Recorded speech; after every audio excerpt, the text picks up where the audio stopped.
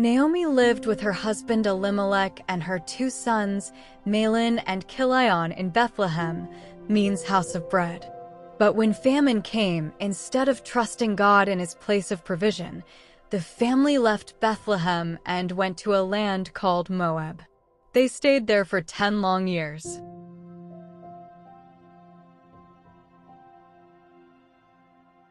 Moab was not just a pagan land. It was born from an incestuous union, Lot and his eldest daughter.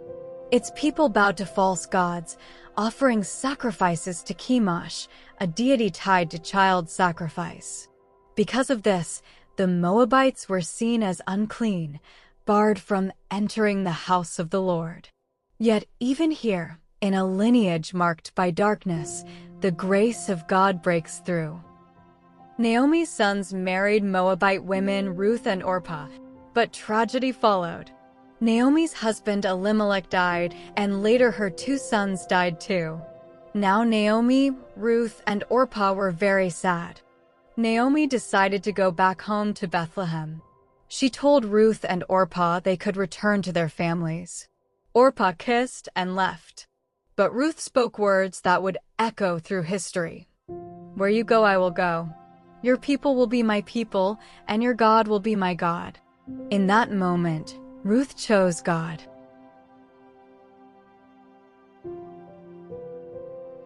When they returned to Bethlehem, Naomi came back empty-handed. When the women recognized her, she said, "Call me Mara," which means bitter.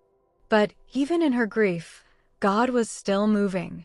When you walk through a painful season, don't assume God is against you. He is often weaving a story far bigger than what you can see.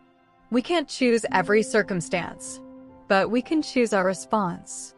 We can pray, "Lord, I don't understand why I'm here, but you are still on the throne, and I choose to trust you in the middle of this." As barley harvest began, Ruth went to glean, picking leftover grain. Gleaning wasn't random. It was God's built-in system of dignity. If you have much, then give generously. If you have little, then work with honor. God designed a rhythm where provision meets purpose.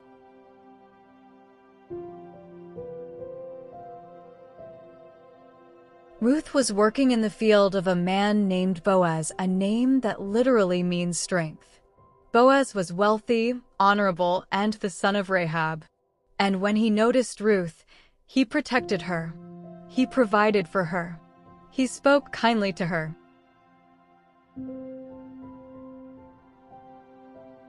When Naomi heard what had happened in the field, her heart lifted with hope. She said, "Boaz is our kinsman redeemer."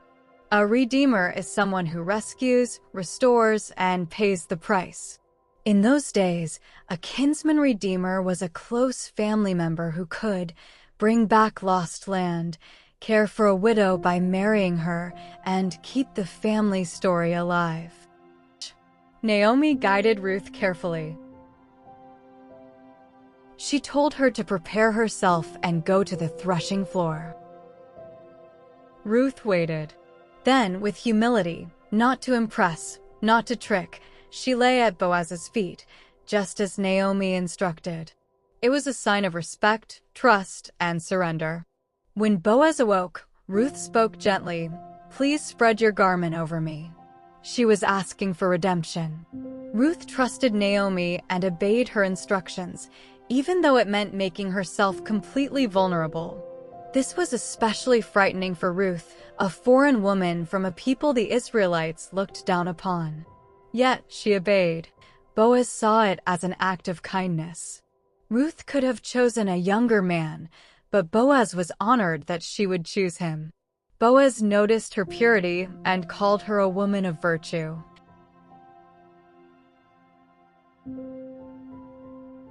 Though another relative had the first right to redeem, Boaz promised to handle everything with integrity.